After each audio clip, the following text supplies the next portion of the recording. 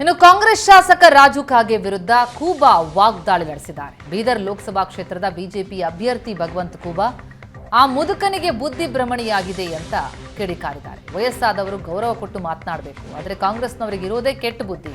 ಇದು ಕಾಂಗ್ರೆಸ್ ಸಂಸ್ಕೃತಿಯನ್ನ ತೋರಿಸಿಕೊಟ್ಟಿದೆ.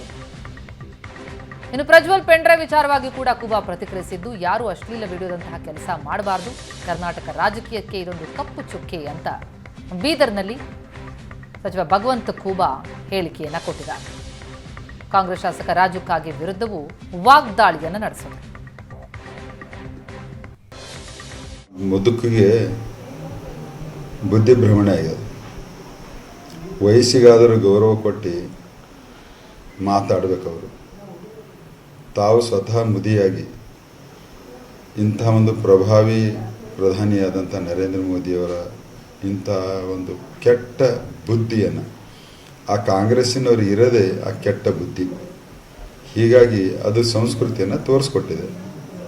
ಜನ ಅದಕ್ಕೆ ಉತ್ತರ ಕೊಡ್ತಾರೆ. ಅವರಿಗೆ ಆ ಮುದುಕಿಗೆ ಬುದ್ಧಿ ಭ್ರಮಣೆ ಆಗಿದೆ. ವಯಸ್ಸಿಗಾದರೂ ಗೌರವ ಕೊಟ್ಟು ಮಾತಾಡಬೇಕು. ಅವರು ತಾವು ಸ್ವತಃ ಮುದಿಯಾಗಿ ಇಂಥ ಒಂದು ಪ್ರಭಾವಿ ಪ್ರಧಾನಿಯಾದಂಥ ನರೇಂದ್ರ ಮೋದಿಯವರ ಇಂಥ ಒಂದು ಕೆಟ್ಟ ಬುದ್ಧಿಯನ್ನು ಆ ಕಾಂಗ್ರೆಸ್ಸಿನವರು ಇರದೇ ಆ ಕೆಟ್ಟ ಬುದ್ಧಿ. ಹೀಗಾಗಿ ಅದು ಸಂಸ್ಕೃತಿಯನ್ನು ತೋರಿಸ್ಕೊಟ್ಟಿದೆ. ಜನ ಅದಕ್ಕೆ ಉತ್ತರ ಕೊಡ್ತಾರೆ. ಅವರಿಗೆ ಆ ಮುದುಕಿಗೆ ಬುದ್ಧಿ ಭ್ರಮಣೆ ಆಗಿದೆ.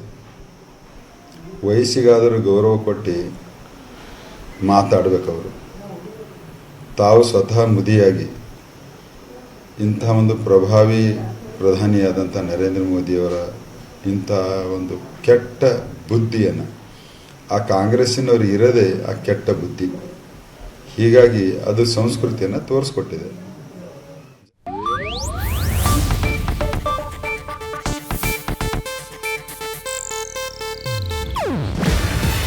ಇದು ಏಷ್ಯಾನೆಟ್ ನ್ಯೂಸ್ ನೆಟ್ವರ್ಕ್ ಪ್ರಸ್ತುತಿ.